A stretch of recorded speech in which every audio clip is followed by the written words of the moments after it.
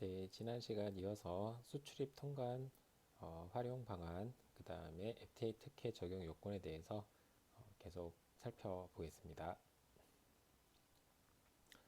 FTA를 수출에 어떻게 활용할지에 대한 내용입니다. 수출이란 내국 물품을 외국으로 반출하는 것인데요. FTA 활용 수출 절차는 첫 번째는 물품의 선적 전까지 FTA 원산지 증명서 발급이 원칙입니다. 수출 신고를 하고 요거를 세관장이 신고 수리를 하게 되면 그 이후에 CO 발급 신청을 해서 CO 발급을 받은 다음에 선적을 하고요. 선적 전까지 만약에 FTA CO를 발급받지 못한 경우에는 물품 선적일로부터 1년 이내에 소급해서 원산지 증명서가 발행이 가능합니다. 그래서 FTA 활용을 통해서 이제 수출을 하려고 하면 첫 번째는 원산지 증명서를 언제 발급받을 것이냐에 대한 문제인데, 원칙은 선적 전까지 원산지 증명서를 발급하는 게 원칙이고, 만약에 선적 전까지 발급받지 못했다고 하더라도 물품 선적일로부터 1년 이내에는 소급해서 발행이 가능하다라는 것들을 좀 염두를 해두시면 좋겠습니다. 선적 후 발급하는 경우에는요, 선적 후 발급 스탬프를 원산지 증명서에 날인을 하고 발급하는 게 원칙입니다. 아세안, 인도, 중국, 베트남은 다음 경우에는 소급 발급으로 보지 않는다라는 내용이 있는데요. 기준은 선적일로부터 7근무일, 중국은 선적일로부터 7근무일, 아세안과 베트남은 선적일로부터 3근무일 이내에는 소급 발행으로 보지 않는다라고 규정을 하고 있습니다. 국가마다 근무 일수에 대한 개념이 다르므로 주의하실 필요가 있고요. 예를 들어서 이제 한국 같은 경우에는 토요일이 휴일인데 인도네시아는 근무일로 이렇게 다릅니다. 그 다음 FTA 사후 협정 적용의 유의사항이 하나 있는데요. 사후 협정 적용 관련해서 특혜 적용 배제 사례입니다. 첫 번째 사례로서 우리나라 금융업체가 태국으로 수출을 하는데 원산지 증명서를 발급을 받아서 사후협정을 적용을 신청을 했는데 태국 관세 당국으로부터 협정 관세 적용이 불가하다라는 답변을 받은 사례가 있고요. 두 번째 사례로는 우리나라 섬유업체인데 베트남에 수출을 했어요. 그리고 3개월이 지난 후에 원산지 증명서를 발급받아서 베트남 관세 당국에 제출을 했는데 소급 적용이 불가하다는 통보를 받았습니다. 아까 1년 이내에 원산지 증명서 사후 발급이 돼서 적용 가능하다라고 하지 않았나요? 라고 이제 말씀을 드렸는, 의문이 있을 수 있겠는데요. 그거 관련해서 한 가지 유의사항이 있는데요. 아세안 국가에서는 수입 신고 시에 사후 협정 적용 의사에 대한 표시를 반드시 해야 되고 신청 기간 확인이 필수입니다. 이게 무슨 말이냐면 원산지 증명서가 선적 전까지 발급되지 못해서 선적 후에 소급 발행을 하는 경우가 있다라고 소급 발행이 가능하다고 말씀을 드렸는데요. 그러면 이제 그 소급 발행된 원산지 증명서가 수입자에게 오기 전까지는 수입자는 이제 협정 관세 적용을 안 받고 그냥 일반적으로 적용되는 관세율을 적용받아서 통과를 했을 거예요. 근데 그 당시에 아세안 국가로 통관할 때 수입자는 사후협정 적용 신청의 의사를 반드시 수입 신고 당시에 해야 된다는 그러한 내용입니다. 자, 내용을 좀 상세하게 보시면 한 아세안 협정문의 경우에는 CO 소급 발행은 가능하다고 규정을 했습니다. 하지만 FTA 사후 적용에 대한 규정은 없다는 거예요. 그렇다 보니까 한 아세안 당사국들은 국내법을 적용하고 있는 실정입니다. 우리나라 같은 경우에는 FTA 특례법에 따라서 수입 신고 수리일로부터 1년 이내에 사후 신청을 할 수 있도록 법으로서 규정을 하고 있습니다. 그런데 아세안 국가들은 국가마다 다르게 FTA 사후 적용을 규정하고 있다는 점이 조금 유의사항이 되겠습니다. 그래서 우리나라 관세청에서는 이 부분에 대해서 FTA 이행위원회에서 수차례 사후 적용을 허용하도록 건의하고 있다라고 하는데요. 협정 대상국의 수가 많고 각 국가별로 입장 차이가 있어서 이게 쉽게 받아들여지고 있지는 않은 실정이라고 이제 합니다. 참고로 FTA 사후 협정 적용의 유의사항과 관련해서요, 국가별로 한번 내용을 보시겠습니다. 우리나라 같은 경우에는 FTA 특례법에 수입 신고 수리일로부터 1년 이내라고 하면 어떠한 다른 조건 없이 협정이 사후 적용이 가능하다라고 되어 있는데요. 브루나이 같은 경우에는 수입 후 1년 이내 신청은 가능하지만 수입할 당시에 특혜 관세 사후 적용 의사를 통지해야 된다. 또 캄보디아 같은 경우에는 소급 기간이 없고요. 수입 시 원산지 증명서 제출을 해야 된다. 이런 것처럼 국가별로 이 FTA 사후 신청을 어떻게 적용할 건지, 또 그 사후 협정을 적용받기 위해서는 수입 통관할 때 어떻게 해야 되는지가 국가별로 조금씩 아세안은 다르기 때문에 이 부분 관련되는 수출 국가라든지 그러한 거래선이 있다라고 하면 이 부분을 조금 그 상대국 수입자 바이어와 이 부분 좀 확인하셔서 이런 것들을 좀 진행을 하시는 게 나중에 또 불필요한 마찰을 줄일 수 있는 그런 내용이 되겠습니다. FTA 수출 활용 절차에 대해서 말씀드릴게요. 그 원산지 증명서 발급과 관련된 절차인데요. 완제품을 제조하여 수출하는 업체가 있을 건데, 첫 번째는 FTA 협정 발효국을 확인하고 수출 물품에 대한 HS 코드를 확인합니다. 그리고 FTA 관세 혜택을 실익을 분석을 해서 원산지 결정 기준 또는 원산지 판정 이런 것들이 충족이 돼야 원산지 증명서 작성과 발급이 돼야 되는 것이고요. 제조 시설이 없는 무역 업체인 경우에는 마찬가지로 완제품 제조자로부터 원산지 확인서를 받아서 해당 그 수출 물품에 대해서 완제품 제조사로부터 이게 한국산이다라는 원산지 확인서가 수령이 돼야지만 원산지 증명서 발급이 가능하겠죠. 또 원재료 공급업체 같은 경우에는 반대로 납품업체에다가 우리가 원재료 공급하는 원재료가 한국산이 맞다라는 그런 원산지 확인서를 제공을 해야지 그 원재료 공급 업체로부터 원재료를 조달해서 완제품을 제조해서 수출하는 업체 같은 경우에는 사후에 또 원산지 증명서를 발급을 할 수가 있겠습니다. 또 수출자 및 생산자의 원산지 증빙서류 보관 기간은 원산지 증명서 작성일 또는 발급일로부터 5년, 한중 FTA 같은 경우에는 3년임을 규정을 하고 있고요. 검증 대비를 위해서 기간 내 자료 보관이 반드시 필요하다. 그러니까 수출하고 끝나는 게 아니라 원산지 증명서 발급받고 끝나는 게 아니라 그와 관련된 사후 검증이 있을 수 있으니까 그러한 검증 대비를 위해서 이러한 기간 동안은 관련된 자료를 반드시 구비를 하셔야 된다라는 유의사항이 있겠습니다. 또 반대로 이번엔 수입인데요. 수입이란 외국 물품을 우리나라에 반입하는 것이라고 되어 있습니다. 수입도 이제 FTA를 활용하기 위해서는 협정관세 적용 신청이라는 절차가 필요한데, 크게는 수입 신고 수리 전에 협정관세를 적용하는 것이 있고요. 수입 신고 시점에 원산지 증명서를 구비하지 못해서 그런 경우에는 수입 신고를 일반 세율로 통관해 놓고 사후에 수입 신고 수리 후 1년 이내에 사후 적용도 가능하다라는 점을 알아두셨으면 좋겠습니다. 그리고 수입자도 마찬가지로 원산지 증빙서류 보관 기간이 협정 적용 신청일의 다음 날로부터 5년간 검증 대비를 위해서 기간 내 자료 보관이 필요합니다. 이때 수입자가 검증 대비를 한다는 것은 이거는 우리나라 세관 직원이 수입 그 관세율에 대해서 사후 심사를 하게 되는데, 그때 검증을 위해서 우리나라 세관 직원이 요청할 수 있는 그런 사항이 되겠습니다. FTA를 특혜를 적용하기 위해서는 수입 물품에 대해서 먼저 품목 요건에 충족이 돼야 됩니다. FTA 특혜 관세는 협정 당사국 간의 관세를 인하 또는 철폐하기로 한 양호 품목에 대해서만 적용이 가능합니다. 그리고 이러한 양호 품목은 협정별로도 다르고 국가별로도 다르고 연도별, 품목별로도 세율이 다릅니다. 예를 들어서 마루판 4412 10의 2000번이라는 이 마루판에 대해서는 연도별로도 이렇게 한 호주 같은 경우에는 5.6%, 4.8% 이렇게 매년 0.8%씩 떨어지는 것을 볼 수가 있고요.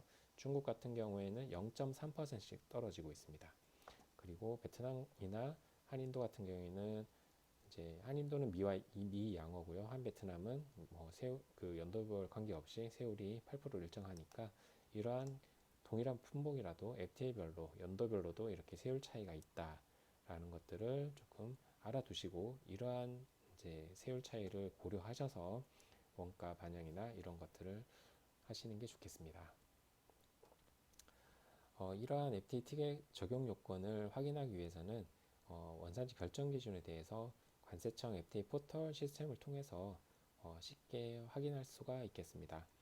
관세청 FTA 포털에 접속을 하신 다음에 해당 그 협정을 조회하고자 하는 협정을 선택을 하시고요. HS 품목 분류 코드를 6단위 레벨로 이렇게 입력을 하시면 되겠습니다. 원산지 결정 기준을 조회하게 되면 이렇게 해당 한EU FTA에 대해서 원산지 결정 기준이 어떻게 되는지 이렇게 조회가 가능하고요. 여기에 4단위 변경 기준이다 또는 이렇게 MC 45% 기준이다 라는 부가가치 기준까지 같이 확인하실 수가 있겠습니다. 또 FTA 특혜 관세율을 조회하기 위해서는 수입세율을 조회하는 메뉴를 통해서 이 연도별로 세율이 이렇게 차이가 있는지 또는 협정별로 이렇게 연도별로 차이가 없는지 이런 것들을 연도별로도 세율을 확인할 수가 있겠습니다.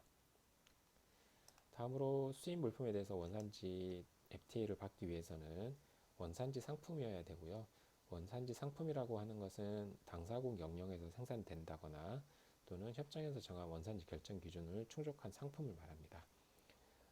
크게는 원산지 상품이라는 것은 완전 생산되었다는 완전 생산품이 있고 실질적 변형 기준을 충족한 실질적 변형 생산품, 또 원산지 재료 생산품으로 나눠보실 수가 있겠습니다. 다음은 협정 관세를 적용받기 위해서는 거래 당사자여야 됩니다. 특혜 관세를 적용받기 위해서는 그 거래 당사자가 최악 상대국에 거주를 해야 됩니다.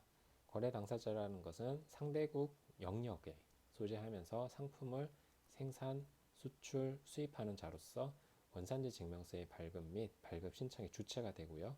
특혜 관세 적용의 주체로서 원산지 검증 시에는 피검증자의 자격이 되는 그러한 사람이 거래 당사자라고 규정을 하고 있습니다. 예를 들어서 비당사국인, 그러니까 제3국에서 소재하는 사람이 인보이스를 발행할 수가 있는데요.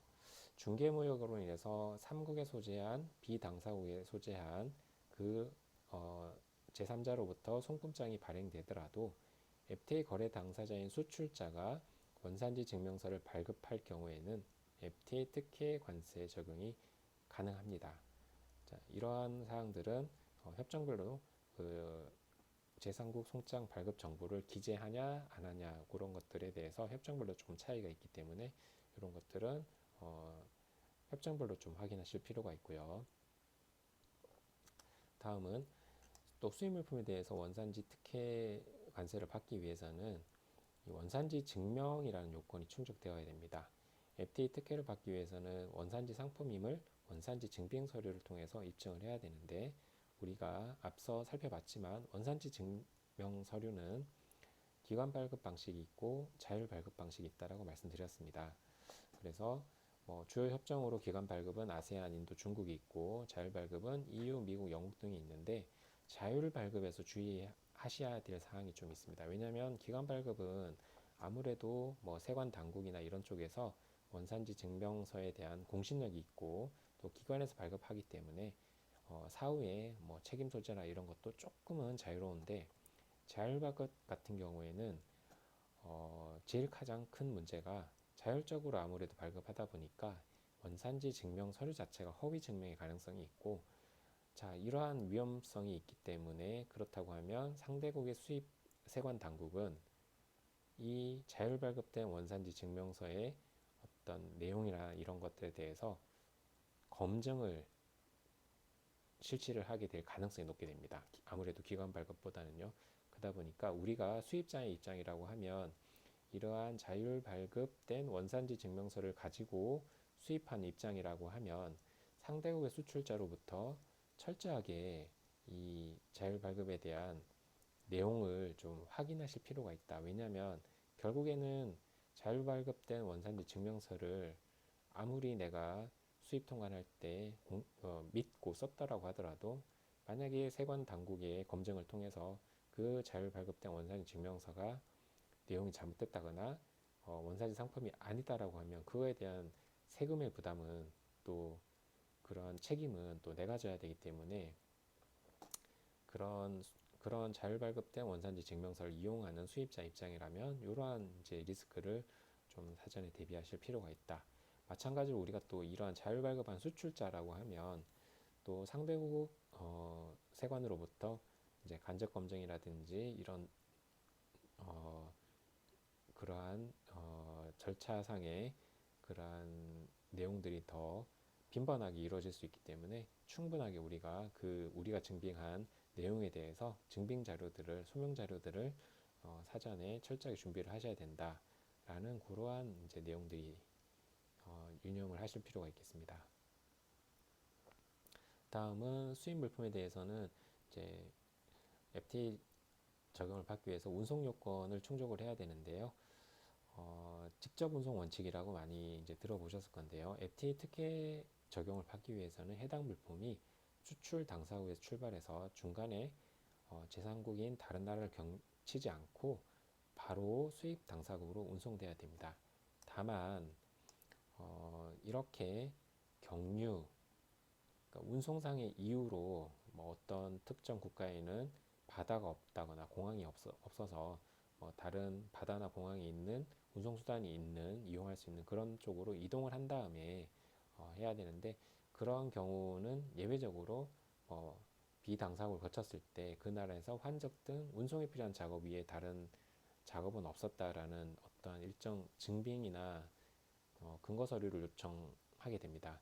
그러한 사항인 경우에는 제3국을 경유하더라도 원산지를 협정을 적용을 받을 수가 있는데 증빙 자료가 요구되고요. 여튼 그 수출국에서 수입국으로 바로 운송이 되어야 된다. 제3국을 경유하는 경우에는 그러한 단순 경유만 했다는 사실을 입증을 해야 된다라는 요건이 추가가 되겠습니다. 다음은 FTA 활용 실무와 이제 관련된 내용인데요. 안경의 수출입과 관련되어 내용을 한번 살펴보도록 하겠습니다. 먼저 수출입니다. 이제 실무상으로 9003의 안경테에 대한 최근 3년간 수출 실적을 한번 조회를 해봤습니다.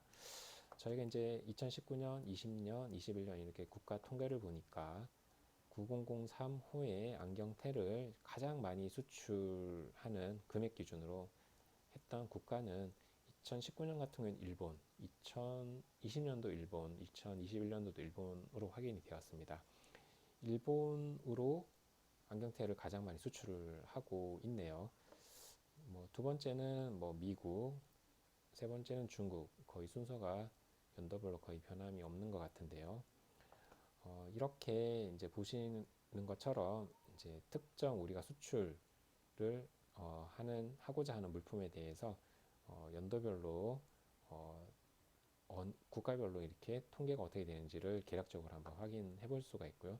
일본 같은 경우에는 가장 많은 수출 규모를 이렇게 확인할 수가 있겠습니다. 그래서 그러면 일본으로 우리가 안경테를 수출을 했다고 했을 때 적용되는 관세율은 얼마일까라는 거를 일본의 관세율을 확인을 할 필요성이 있겠습니다. 일본의 관세율표를 보니까 2022년도 2월 달에 최근에 RCEP이 발효가 되었습니다. 그래서 일본의 관세율을 보니까요. 일반 관세, 그 다음에 WTO, MFN 관세, 일반 양화 관세, 그 다음에 코리아라고 해서 이제 RCEP이라는 게 일본의 관세율이 나와 있는데 보니까요. 4.4% 900311의 플라스틱 테 같은 경우에는 4.4%가 적용이 된다라고 보여지고요. 이게 그냥 RCEP을 적용받지 않았을 때는 4.7%가 적용이 되네요. 그 다음 또 기타 재질의 세율은 지금 예를 들어서 3.3%, 기타 재질의 안경테는 3.3%인데 RCEP을 적용받으면 또 0%의 관세율이 적용될 수 있는 걸 확인이 되고요. 또 안경테 부품품 같은 경우에는 4.7%가 적용이 됐었는데 또 RCEP 같은 경우에는 0%가 적용이 되니까 이런 것들을 활용하셔서 수출 예정 국가의 FTA를 적용했을 때 이게 특혜 실익이 있겠구나라는 것을 확인하실 수가 있겠습니다. 자, 그러면은 RCEP을 적용하겠다라고 우리가 한번 예시를 들어보겠습니다. 원산지 결정 기준을 한번 확인해야 될 텐데요. 세율을 확인했으니까요. 다음은 이제 RCEP의 안경테에 대해서 원산지 결정 기준이 어떻게 규정되어 있는지를 협정에서 한번 확인해 보니까 플라스틱이나 뭐 기타 재료의 안경테 같은 경우에는 6단위가 3번이 변경되어야 된다. 또는 RVC가 그러니까 당사국 내에서 부가가치가 40% 이상이어야 된다. 이게 가운데 또는이라고 되어 있잖아요.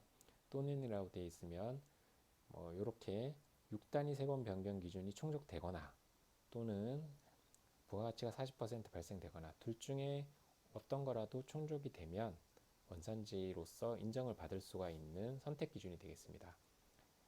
6단위 3번 변경 기준은 CTSH, 서브 헤딩이 변경됐다고 해서 약어로 이제 CTSH라고 하고요.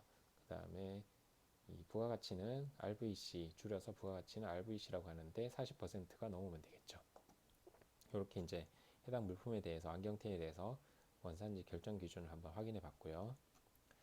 자, 이 안경테가 이렇게 생겼는데요. 여기에 이제 각 부품 파트별로 이렇게 재료들이 있고요. 요 파트별로 품목 번호를 이렇게 확인을 했습니다. 그리고 요 파트별로도 또 원산지를 미상이면 미상, 한국이면 한국, 중국이면 중국 이렇게 확인을 했었고요. 각 그 부품별로 가격도 이렇게 확인을 했습니다. 공급자도 확인을 했었고요. 이렇게 원재료 명세서가 확인이 되면 이제 요 원재료 명세서를 가지고 우리가 앞에서 살펴본 안경테에 대해서 원산지 결정 기준을 3번 변경 기준이라든지 부가가치 기준을 충족하는 것들을 요걸로써 확인할 수가 있겠습니다. 먼저 3번 변경 기준을 한번 보겠습니다. 3번 변경 기준은 6단위가 변경되어야 되는 CTSH 기준이기 때문에 이 6단위를 다 확인하게 됩니다. 이 6단위를 다 확인하고 원재료 명세서 상으로 한국과 일본이 아닌 것들의 비원산지 재료를 다 확인을 하게 됩니다. 그러면 우리가 안경테 수출 물품은 900319라는 금속 안경테는 900319에 분류가 되는데 요 안경테 완제품 3번과 각 파트의 부품품 3번들 또는 다른 재질의 3번들이 비원산지 재료는 6단위가 다 바뀌어야 되는 거죠. 그래서 3번 변경 기준을 판단하실 때는 이 비국산 원산지 재료는 6단위가 다 변경이 돼야 되고 영내산, 그러니까 일본이니까 한국산이나 일본산은 6단위가 바뀌지 않아도 그거는 3번 변경 기준에 영향을 미치지 않습니다. 그렇기 때문에 하나씩 살펴본다라고 하면 미상이라고 되어 있는 것들, 중국이라고 되어 있는 것들 이런 것들은 다 6단위가 바뀌는지 여부를 하나씩 체크를 해봐야 되겠죠. 그러다 보니까 다 바뀌네요. 그래서 RCEP 원산지 결정 기준 상으로서는 3번 변경 기준은 6단위는 다 바뀌더라 해서 원산지 결정 기준 충족을 하고요. 이번에는 부가가치 기준을 한번 살펴보겠습니다. 이게 개당 4,000원으로 수출된다라고 가정을 했을 때 요거에 부가가치 기준을 계산을 해보면요. 부가가치 기준은 뭐 공제법이든 직접법이든 둘 중에 어떤 거든 만족을 하면 되는데 RCEP 같은 경우에는 그렇습니다. 예를 들어서 부가가치 기준이라도 FTA에 따라서 공제법만 적용해야 되는 FTA가 있습니다. 한중 FTA가 대표적인데요.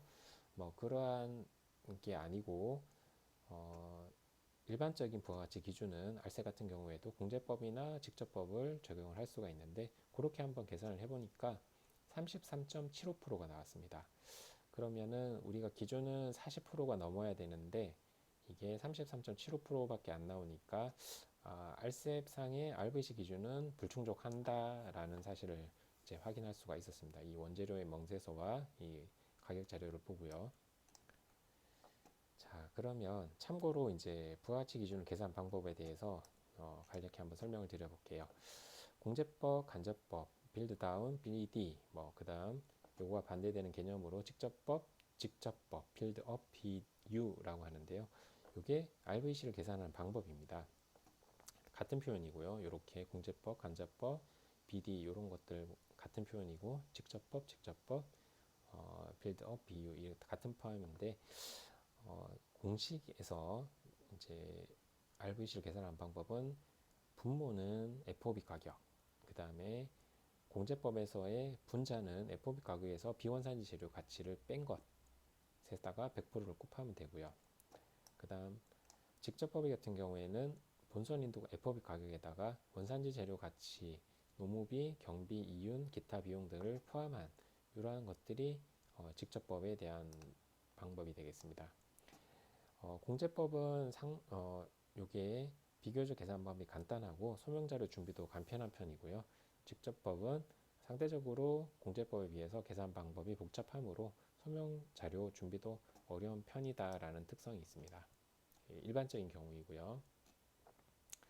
우리가 이제 앞에서 살펴본 것처럼 이 안경테가 있었는데 요게 RCEP상에 이제 CTSH 또는 RB40 둘 중에 이제 어떤 것들을 만족하면 된다라고 됐는데 먼저 세번 변경 기준은 이거는 충족한다고 우리가 살펴봤었고요. 부가가치 기준 같은 경우에는 불충족하더라. 자, 그러면 세번 변경 기준 충족하고 RVC는 불충족했는데 전체적으로 보면 RCEP의 원산지 결정 기준은 충족한다. 왜냐? 둘 중에 하나만 충족하면 선택 기준이니까 만족을 하게 됩니다.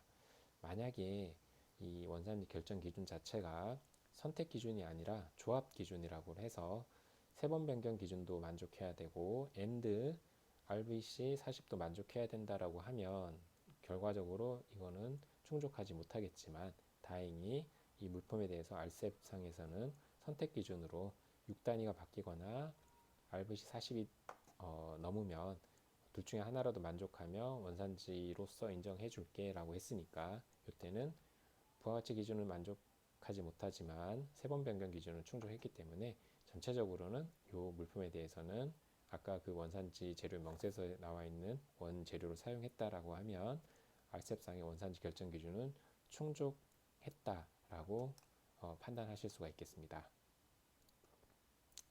다음은 이제 원산지 결정 기준의 보충적인 기준으로서요. 내용을 조금 몇 가지 살펴보겠는데요. 먼저 불인정 공정입니다.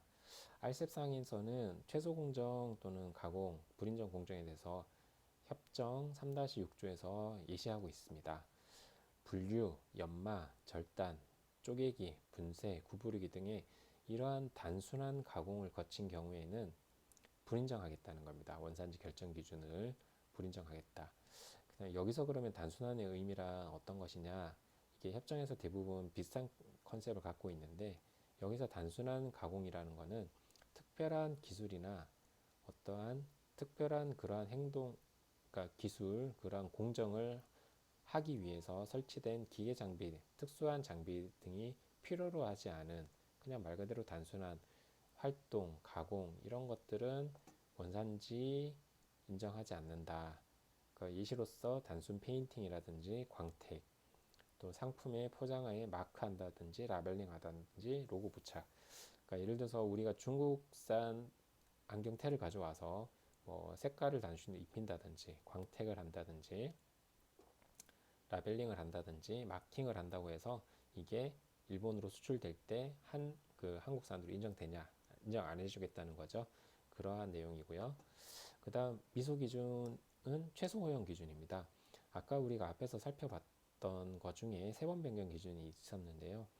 품목별 원산지 결정 기준에서 세번 변경 기준을 충족하지 않더라도 그러한 비원산지 재료의 가치가 전체 수출 가격의 10%를 초과하지 않고 다른 요건들, 예를 들어서 직접 운송이라든지 당사자 원칙이라든지 이런 것들은 충족한다라고 하면 원산지로서 인정해줄게 라고 하는 것이 미소 기준이다 라고 이해하시면 되겠습니다.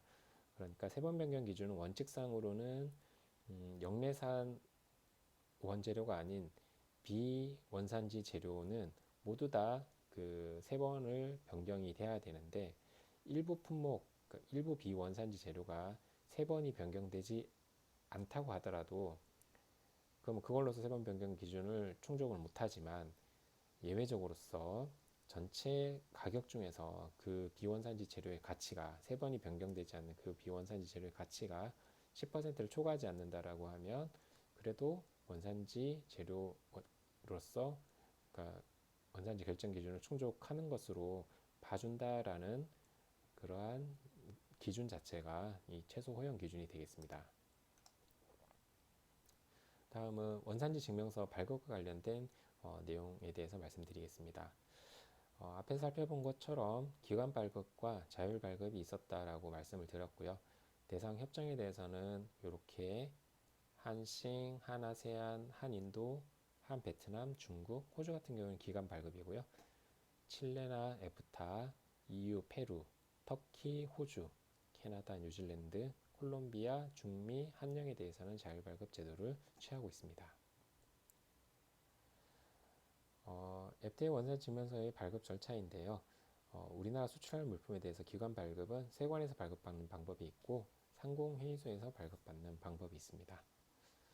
가급적이면 세관 발급을 추천드리는 이유는 상대국 입장에서 봤을 때 상공회의소에 발급된 내용보다는 세관 발급을 선호하고 또 신뢰 있게 보기 때문에 아무래도 상공회의소에 발급된 원산지 증명서는 상대국에서 검증 요청이라든지 이런 것들에 타깃이 될 수 있기 때문에 그런 것들에서 약간 주의하실 필요는 있다라는 팁을 좀 드리고요. 자율 발급은 우리가 직접 수출자가 발급을 하는 거죠.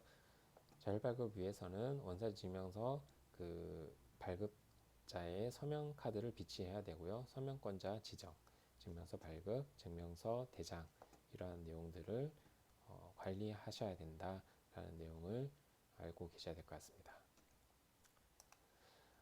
원산지 증명서 발급은 관세청 유니패스에 접속하셔서 직접 신청을 하실 수가 있고 발급도 받으실 수가 있는데요. 먼저 유니패스로 공인인증서 로그인을 하신 다음에요.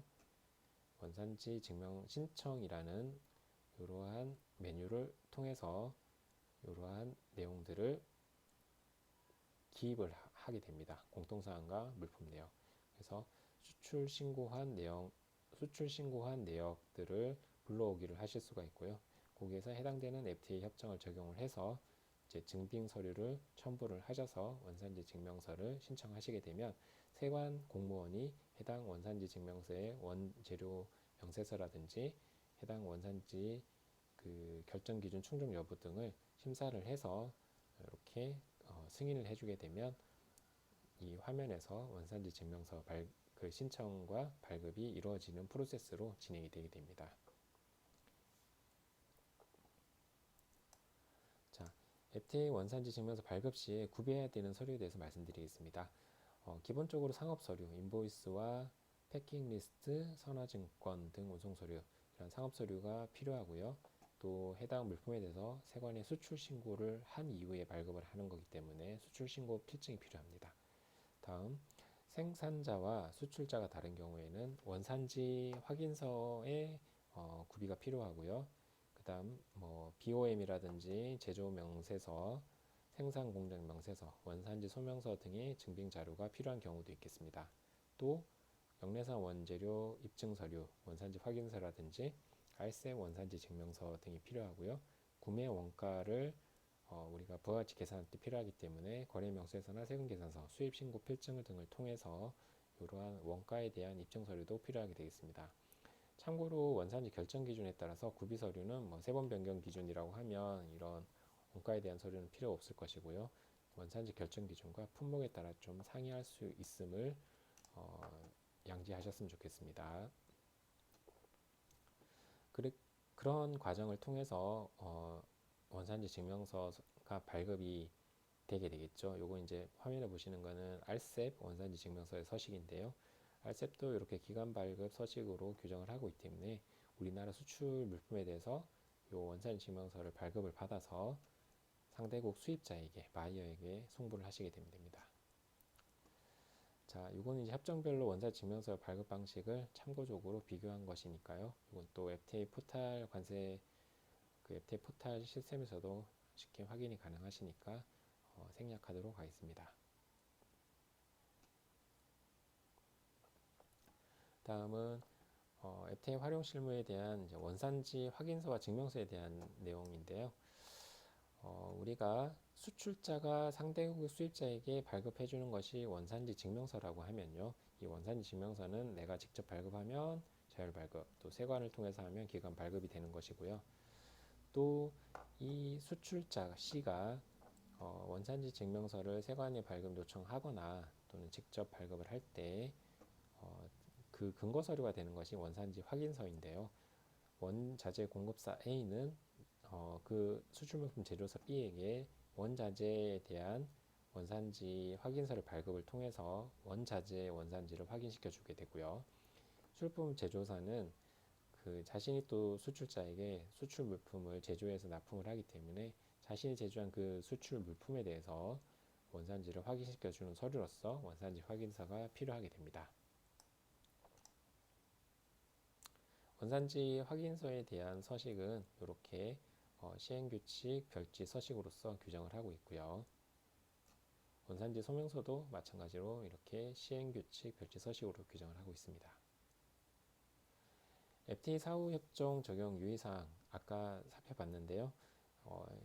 FTA 그 아세안 국가에 대해서는 이 사후협정 적용 신청을 할 때 국가별로 상이한 그러한 차이점이 있으니까 상대국의 이러한 국가들과 거래를 하신다라고 했을 때 FTA 사후 신청에 대해서는 미리 좀 협의하시거나 내용을 좀 공유하시는 게 좋겠습니다.